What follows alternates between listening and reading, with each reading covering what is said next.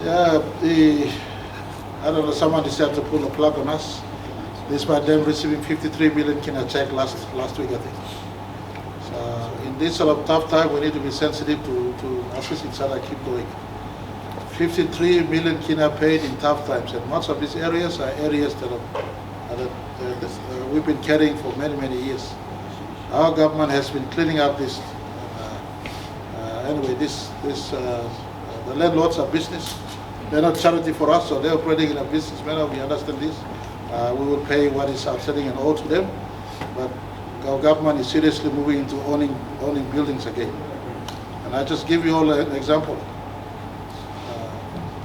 Under the Marape government's policy on privatization back in 2001, just case in point, someone thought Papua New Guinea would go away. They sold the building that IRC owned at the time, the same building that is now locked, for about 30 million Kina in 2001. And then we leased it again. I mean, that building was leased back to IRC. Today the going price of rental is around 12 million Kina a year. So you do your calculations. We state again paid over 200 million Kina to the building that we originally owned. It's just idiocy at the highest level. So we're reviewing all these things. We've been paying over 300 million Kina every year to government offices, to landlords in our country, and some is landlords because they are business, and as they operate as business, sometimes there is no bond of sympathy. We can understand what they did. We will try to retire the outstanding, but we are moving towards build, operate, lease, transfer arrangements. So those of you who own buildings out there, example, Wolupindi House, rundown building over 20 years now, we will ask you for a lease, operate, lease, transfer arrangements.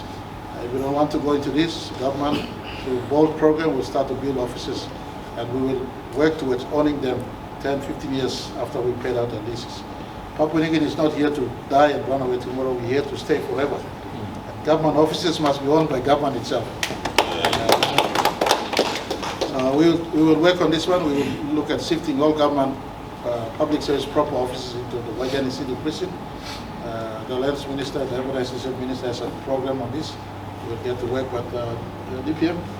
In your capacity as acting PM, you are attending to this issue. You want to brief the media on this? Thank you, Prime Minister. Just to elaborate on the issue, Prime Minister quite rightfully announced that 53 million Kina was paid in the last couple of weeks for outstanding rentals, which accumulated to over 100 million. The 100 million that had accumulated, we had appropriated 53 million, and that was paid in the last 2 weeks to the concerned areas. Them being unreasonable, but we understand them being also companies, have now demanded that we pay the balance. These are historical legacy issues that have accumulated over many years. They have demanded that we pay them in the next few weeks, and the Finance Minister and the Treasurer is at the moment working on them to rectify that. But I would also say that when you get paid 53 million Kina in 2 weeks' time and then lock us out in the next 2 weeks, there is some amount of not understanding there.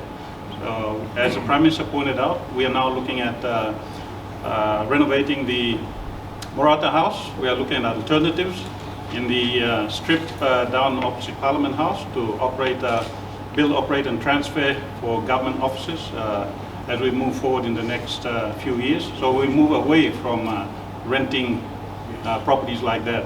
I've also, in my capacity as the Deputy Prime Minister, requested for all outstanding rentals, all lease agreements, all lease arrangements per square meter, how many areas are there, so that I can personally assist the Prime Minister and resolve this issue. So we are getting to work, and I just want to assure those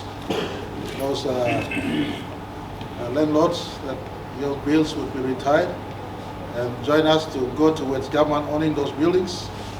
If you don't, we will utilize our BOLD concept, and we work towards build, operate, lease, transfer, and state owning these buildings 10 or so years from today. So that's the way we're shifting, and I think they've awakened our sense to do what is right for our country. Someone thought our country will die 20 years ago. We are not dead 20 years later. And just look at this, stupid arrangement selling a building for 30 million Kina, and then we paid 200 million kina at least again. Just total stupidity.